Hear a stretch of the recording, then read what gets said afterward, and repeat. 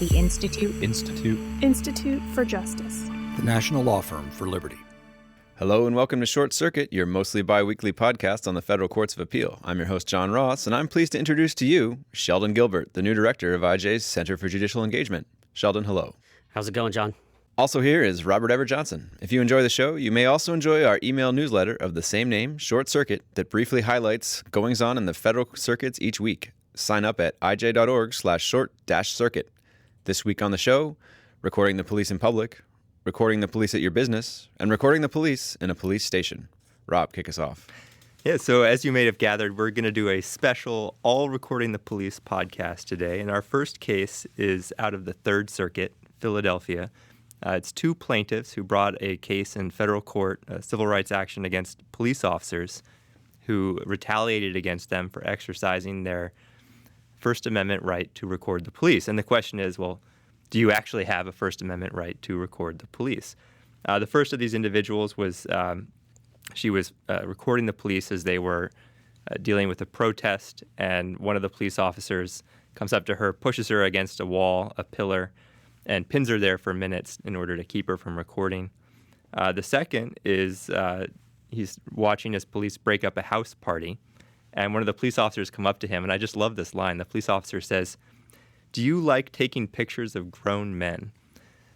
Which apparently that's like a dirty thing to do. I don't know. But the member of the public says, "Yes, I do." And the police officer takes his phone, detains him, and then ultimately ends up charging him with obstruction, which is sort of a good all-purpose thing that the police can charge you with. So both of these people bring a suit in federal court saying that this violated their First Amendment rights.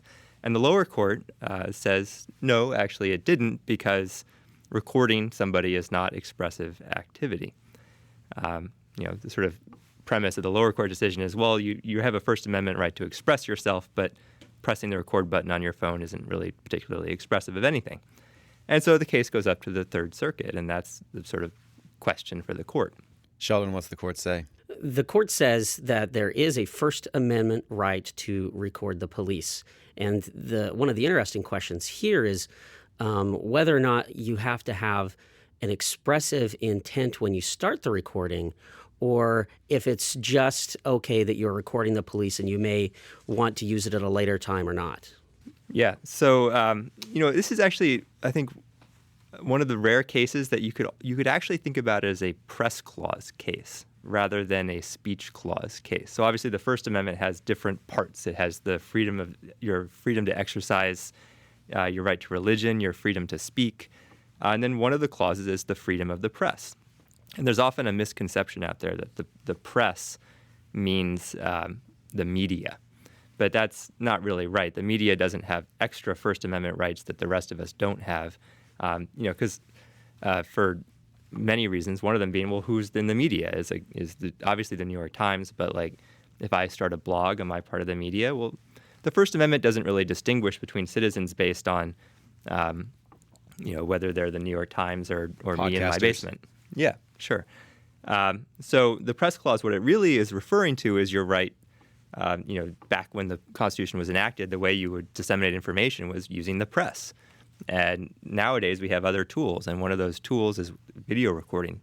And so with the court, they don't put it in exactly these terms. What they say is, in order to spread information, in order to communicate, you need to be able to use these kinds of tools. And one of those tools is, the camera in your cell phone, especially these days when everybody is a citizen journalist equipped with a camera in their pocket.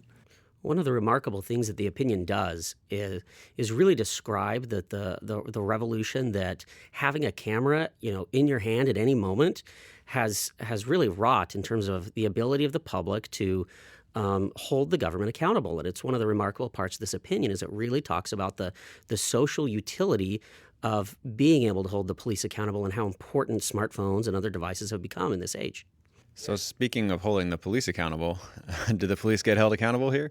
Well, it's an interesting thing, right? We've talked on this podcast a lot about what's called qualified immunity, which basically means, it's like a get-out-of-jail-free card for the police when it's not clear that they violated the Constitution. And a lot of times what courts will say is, well, it's not clear that they violated the Constitution, so that's the end of the inquiry. And that is, a a really bad thing because it then leaves the law exactly where it started. And the case then comes up again, and the court can just say again, well, it's still not clear. And so it's never going to be clear, and no one's ever going to be held accountable. Here, I think the court does a good thing, which is they address the merits first, and they say there was a constitutional violation. And then after they've done that, they get to the issue of qualified immunity. So if you're going to have qualified immunity, that's the right way to do it, because now we know what the Constitution says, and the police are on notice. But then at the end of the day, the court does say, well, it wasn't 100% clear. There's qualified immunity, so the plaintiffs aren't going to be able to recover any damages for their violation. And we could argue about whether that's right or wrong, but from my perspective, at the very least, they answered the constitutional question first. So everyone from here on out knows, okay, I can record and I can recover if police get in the way.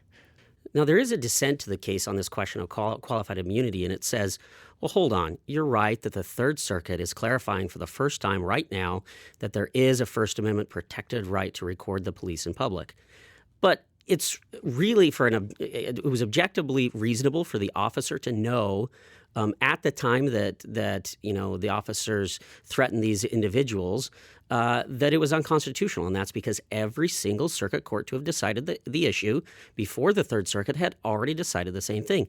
Not only that, but the police department expressly recognized in its own policies that there's a First Amendment right to record the police. And so the dissent says that you're right. This is the first time we're expressly saying it, but if the question is it objectively reasonable for the cop to have known that this was unconstitutional? Absolutely. And so speaking of recording the police in Philadelphia, we're going to play a little audio clip from a separate incident in 2015. An officer pulls over a car with two guys in it, and he makes them an offer. You and your friend got any money by these thrill show tickets? Support your police department? $10 each, man. Either you buy these or I take your car because it's unregistered. $10 each, man. Bucks. Support your police department, man. You got any kids? I do not. Do you have any kids? You got any sweetheart? Yeah. I'd rather take my girl than this guy. It looks like you want to look like two fruitcakes, you know. That's yeah. All right, well, listen, my man. So I gotta give you the money, a piece. All right. Pay there. No. You're already paid. You got these tickets, man. Go support your police department. Okay. Support cops like me that instead of taking your shit, you two walking. Just buy these tickets. All right. That's it. Cool. All right, you got $30, $10. Yeah, and this police officer got a suspension out of this. I believe it was paid, and then he's back on the beat. Which, not the best outcome. On the other hand, if you didn't have the camera, if this person couldn't record the police officer, no one would even know this had ever happened. And whatever repercussions this guy suffered, which don't sound like they were exactly the harshest sanctions, he wouldn't have suffered even that, right? So there's the other interesting piece about this. It kind of ties in with another current event, which is, as you may have heard, Attorney General Sessions announced the restoration of a policy that really will make it easier for state and local cops to engage in what's called civil forfeiture, basically taking your property and keeping it, even if you've never been charged, much less convicted of a crime. And there's a little bit of that flavor in this audio where the cop says to the two guys in the car, like, I'm gonna take your car and keep it because it's unregistered unless you give me $30 for these tickets to what is a good event. It's a charity, a fundraiser for the families of slain officers, a really worthwhile event. But he's using that threat of the police power to take your property, even if you've never been convicted, to get the people in the car to do something that they don't want to do.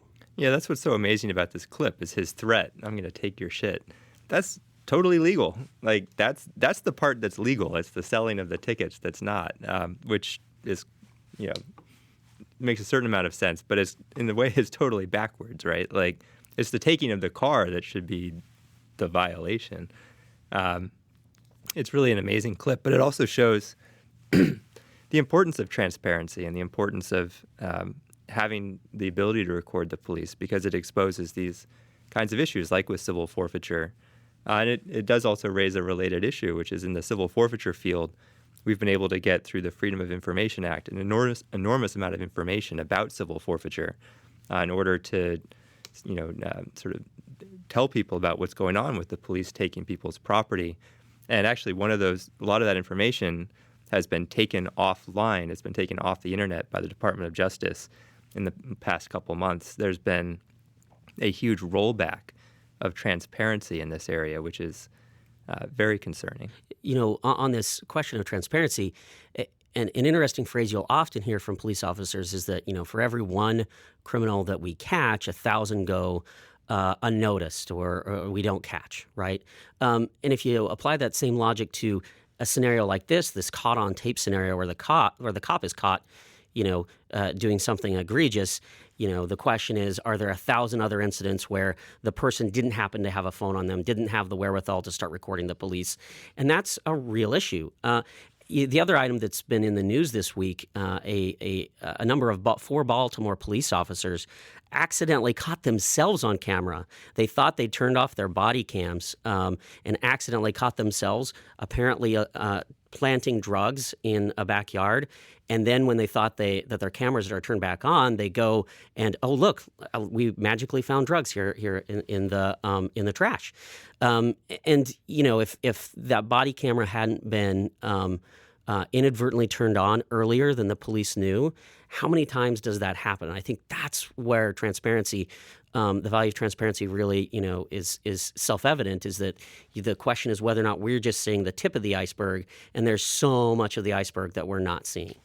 Yeah, and that story also raises a really interesting question about the difference between police body cameras and cell phone cameras that are being wielded by bystanders. Because a lot of times there's focus on requiring body cameras, requiring sort of dash cam cameras. And those things can be valuable. You can get, especially if they're inadvertently left on. But that just sort of points to the whole thing, which is that police officers can decide when their body camera is turned on and turned off. And it often turns out that, surprise, surprise, when there's an allegation of misconduct, well, the body camera wasn't turned on at that moment.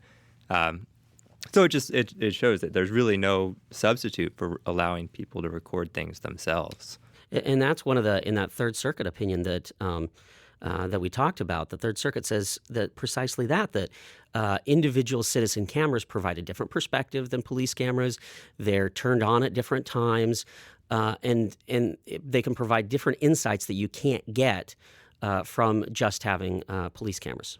We also saw a recent story about police actually installing software that syncs up with body cameras. That's facial recognition software, so that the police can actually use their body cameras as essentially a surveillance device, which, maybe that's a good thing, maybe it's helpful, but it also suggests that, especially when you're talking about body cameras as opposed to, cell phone cameras, there's a whole other side of this, which is, is it creating a new way for the government to surveil its citizens? Right. So the police cameras, which were designed as perhaps a tool to hold the government accountable, then becomes instead a tool that may give the government power to conduct surveillance and searches that it otherwise wouldn't have. And it's kind of an interesting dilemma.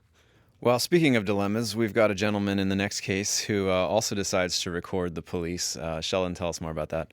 Yeah. So in this case, there's a Florida resident who is threatened by the state of Florida with prosecution for violating a state anti-wiretapping statute because Mr. Eric Madonna, the scientist in the case, recorded his conversation with Homestead, Florida police chief about Mr. McDonough's complaint that another police officer who lived in Mr. McDonough's neighborhood had been harassing him and had unlawfully arrested him multiple times in retaliation for filing a complaint against the officer. So the legal question in this case, which arises in the context of a 1983 complaint, which Mr. McDonough filed pro se, arguing that the state wiretapping statute either doesn't apply to his recording of the police, or if it does, it's unconstitutional because it violates a First Amendment right to record the police. That question that we addressed in the Third Circuit. Now, the 11th Circuit, where this case is ultimately decided, is one of those courts that the Third Circuit cited as already recognizing a First Amendment right to record the police in a 2000 decision. And in fact, in this opinion, the 11th Circuit never reaches the First Amendment question whether the wiretapping statute unconstitutionally bars recording the police, because instead the court holds that the state wiretapping statute doesn't apply to Mr. McDonough's recording in the police station. So that's basically how the legal issue is resolved. But what I think makes the 11th Circuit's opinion so interesting is how radically different it is from the district court's opinion in favor of the police, on the grounds that the First Amendment doesn't protect recordings made inside police stations. So let me just give you a taste of how different these opinions are. The opening line of the district court's opinion says, quote, "This case arises out of plaintiff's interaction with members of the Homestead Police Department." So from there, the district court clinically describes Mr. McDonough arranging to meet with the police chief, quote, surreptitiously, that's the court's adverb, not mine, recording the chief, where the court sort of bemoans that not only did McDonough capture his conversation with the police chief, but he inadvertently caught the chief's phone conversation with his wife, which took place in front of McDonough. And this case arises out of interactions with the police. That's the way that the court decides to describe this. That's a little bit of an understatement as you read the 11th Circuit's opinion. And as you read the 11th Circuit's opinion, calling this case as arising out of interactions with police is kind of like if you've seen Seinfeld, yada, yada, yadaing over all of the facts, right? So let's turn to the 11th Circuit's opinion, which tells a totally different story. In fact, the story told by the 11th Circuit, almost none of the facts that the 11th Circuit recites are included in the district court's opinion. So the 11th Circuit turns the clock back a little bit more, and instead of starting the story at the moment that McDonough records that conversation in the police department, goes back in time 2 years and describes how Mr. McDonough is in his neighborhood. He's allegedly approaches his neighbor, this police officer, and complains that he's driving recklessly in the neighborhood. You can read the recordings of this conversation online, and Mr. McDonough basically says, "Hey, you're kind of driving a little bit fast. I'm worried about the kids in the neighborhood. Could you slow down?" Almost immediately after he complains to the cop about his driving, he's arrested by this officer and approximately 11 or 12 other officers, right?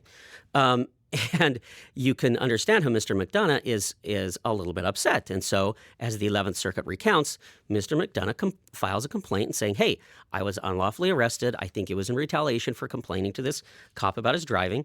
And what happens after he files a complaint about retaliation against this officer? Well, surprise, surprise, he's arrested again. Once again, he's arrested. Charges are brought. They're totally dismissed because they're determined not to be bogus. And he goes to the police again and says, "Okay, I've been arrested multiple times. I keep getting harassed by this police officer. What are you going to do about it?" And it's actually the police chief who invites Mr. McDonough into his office and says, "Hey, let's have a meeting about this. Let's talk about this, and let's talk about the activity of this officer." Okay, so that's the story that you don't get in the district court's opinion that you do get in the 11th Circuit opinion. Here at the Institute for Justice, we often talk about different types of judging, right? Sometimes you get judicial abdication where the courts don't wrestle with the facts. They kind of have a very heavy thumb on the scale in favor of the government. And another type of judging is what we call judicial engagement. It's where the court really grapples with the facts. The court looks at what's going on and it actually asks the tough legal questions and tries to get the right answer. And I think that the contrast between these two opinions really highlights this phenomenon, judicial abdication versus judicial engagement. Yeah, it's funny. It's a really nice decision from the 11th Circuit, except in one way, and that's a very important way, and which the dissent picks up on, which is that the 11th Circuit bases its decision entirely on the statute. And there is a venerable principle in the law that rather than decide constitutional issues, courts prefer to decide statutory issues, and it makes a certain amount of sense. The Constitution is kind of permanent, statutes are not. So you kind of start by addressing the things that the legislature could change, and then only if you have to do you address the Constitution. But that mostly makes sense when you're talking about federal statutes, not when you're talking about state statutes. And there's this case, I think, sort of points out why that would be, right? So what's happened is that the state prosecutor has sent this fellow McDonough a letter saying, "We are going to come after you for wiretapping. We're going to prosecute you for wiretapping for recording in the police station." And so he goes to federal court and he says, "I need you to protect me. I need you to tell the state that would violate federal law. That would violate my First Amendment rights." And the 11th Circuit basically says, you know what, we're not going to do that. We're not going to give you that sort of protective judgment that you're asking for because we actually don't think that you violated the state wiretapping statute. And what the dissent points out is, well, where does that leave this guy? What that means is that the state prosecutor now has two options. One is maybe the state prosecutor agrees with the 11th Circuit and thinks, okay, he didn't violate it, which, okay, fine, that's great. But the state prosecutor may not agree, and the state prosecutor may come after this guy and may prosecute him for having violated state law. And that prosecution is going to happen in state court, and the state court isn't bound by the 11th Circuit. You know, the 11th Circuit, having said this guy didn't violate state law, that's worthless. It doesn't mean anything. It might as well be printed on a piece of tissue paper. So this guy is gone to federal court. He's asked for protection for his First Amendment rights, and the 11th Circuit has basically said no. And they've said no for really no good reason. And he wants to record again. This is kind of a citizen, what would you call it? Well, anyway, so he records the police pretty regularly, it seems like. Which, you know, it's probably not a bad idea. No, not at all. Yeah, I think that's kind of the one of the departures between the 11th Circuit and the District Court. The District Court does something that is, I think, also problematic, which is it never even asks the question, which Mr. McDonough asked them to answer, whether or not the state wiretapping statute covered him, right? The District Court doesn't even, ask that question. The District Court assumes that the wiretapping statute covers him and then goes to the constitutional question whether or not the wiretapping statute, as applied to him at least, is unconstitutional.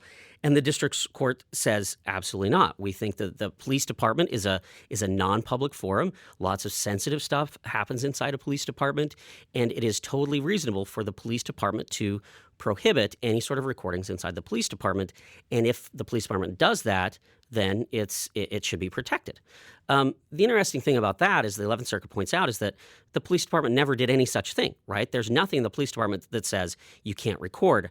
In fact, as the 11th Circuit kind of recounts the details of the meeting between Mr. McDonough and the police chief, and by the way, there are two other individuals in that meeting. Mr. McDonough brought his friend, Mr. Livingston, and there's an internal affairs officer also in the meeting. And he took out his cell phone and he put it down on the table between them so that anyone and the police say, well, we didn't know it was recording. Well, what did you think he was doing with it? Watching his text messages? Put a phone in the middle of your desk, right? What did you think was going on? In fact, I think the 11th Circuit does a really good job addressing the facts. We'll talk about the constitutional avoidance issue a little bit more in a second. But in terms of just this question of how the 11th Circuit is really digging into the facts, the 11th Circuit points out that one, as we just heard, the police chief watched Mr. McDonough place his phone in the middle of the chief's desk. Number two, the chief never said anything or exhibited, to use the statutory terms, any expectation that the conversation wouldn't be private. Three, the chief didn't object to the presence of Mr. McDonough's friend who attended the meeting with him. Four, by the way, the Florida Supreme Court has held multiple times the public business ought to be, quote, conducted in the sunshine. And, the police chief is expected to know as a background matter that that's a principle of Florida constitutional law. 5, the topic was obviously of public keen interest, namely multiple citizens complaining to the police about police misconduct. 6, the court says, look, the police knew that the conversation would be subject to public records disclosure laws anyway. So they were on notice that this wasn't really a private meeting.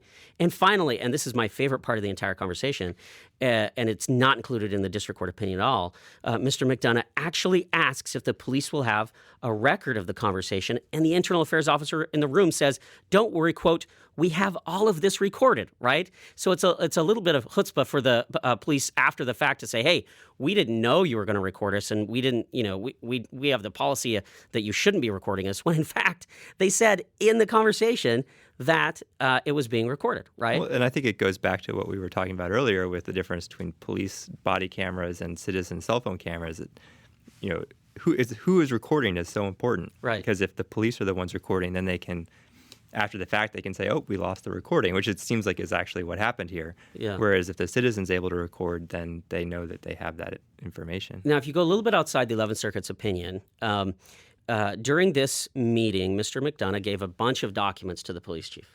And after the meeting, he had been told that everything had been lodged and he wanted to know what's going on. So he does a public records request and says, hey, tell me where this case is at, right?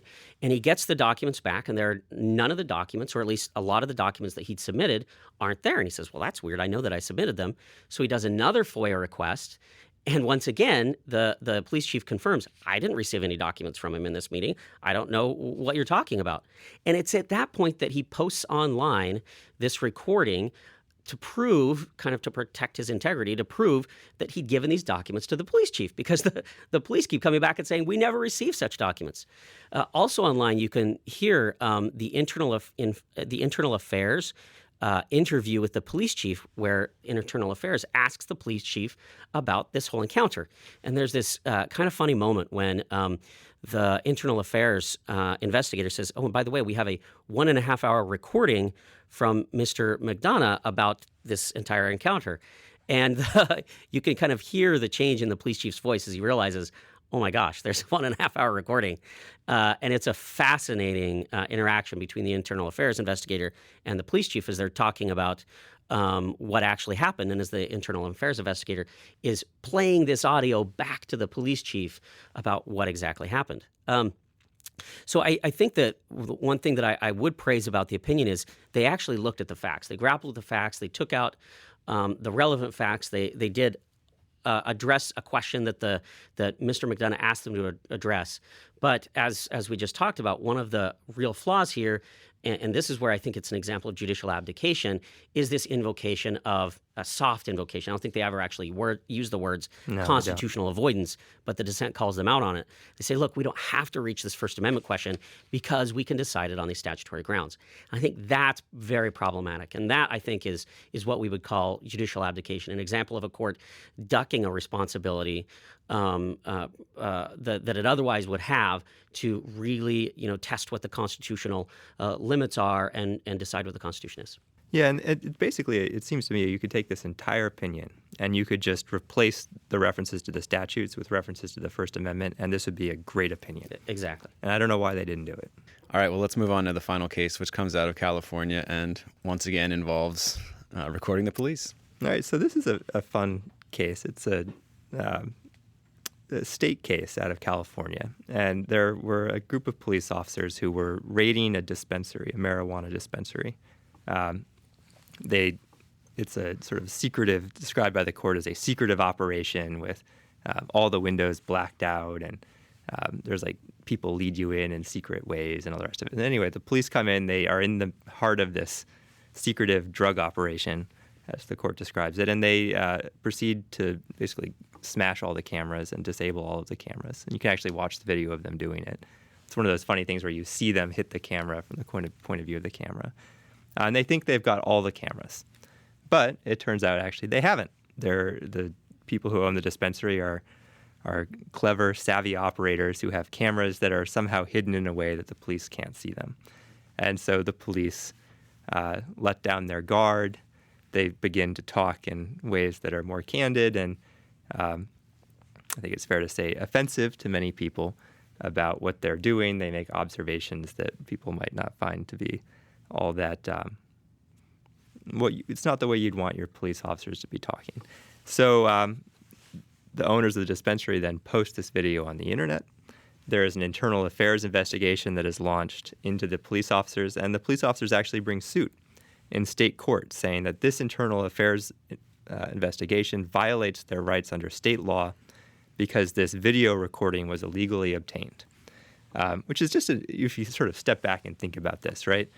You imagine that if instead of talking about the police, we're talking about somebody who is robbing the dispensary, not a police officer, who said, I went in and I smashed all the cameras that I thought were there, but there was one extra camera that was still there, and the fact that I was being recorded violated my rights. I mean, well, the recorder doesn't have the robber wouldn't have a valid search warrant, which the police did. I mean, there's fair, but I mean, come on, right? You have a right to record your own property, and to suggest that there's something unlawful about recording people who have come into your property without your permission, and having a hidden camera in your own house.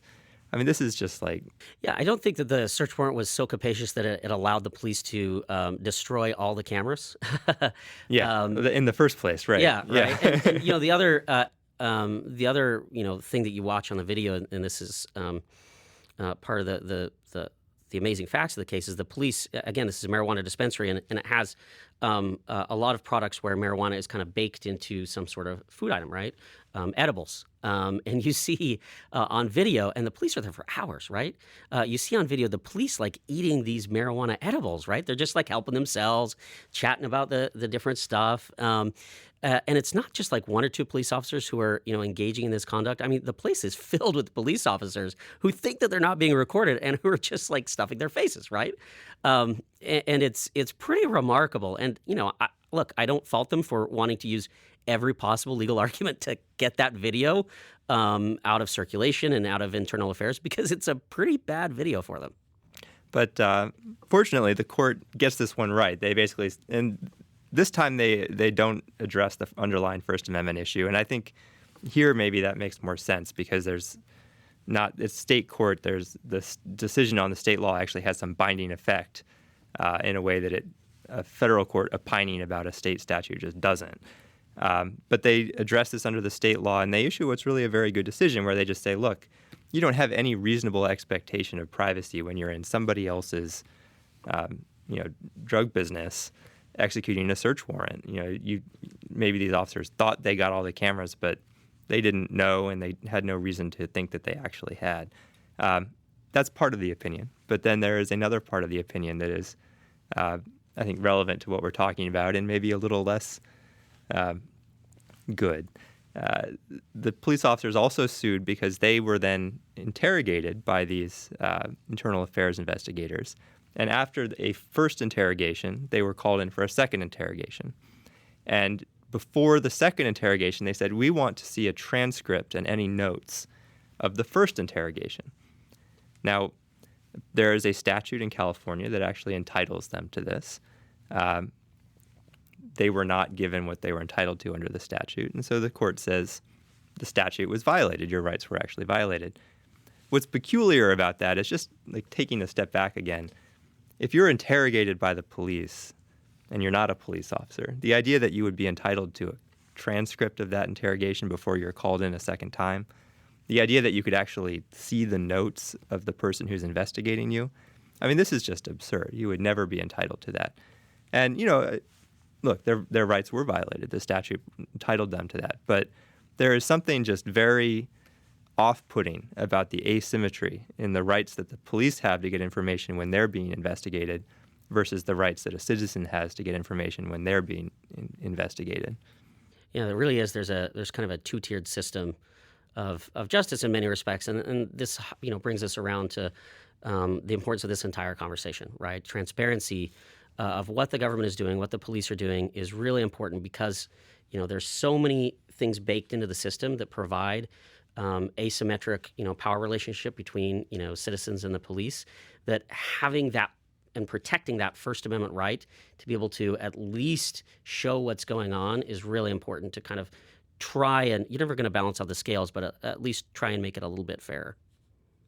Okay, that concludes the show. Thanks for joining us. For more judicial engagement, be sure to follow Sheldon and Rob on Twitter. Their handles are @SheldonGilbert and @FreeRangeLawyer. Until next time, this is John Ross from the Institute for Justice, pandering to you to get engaged.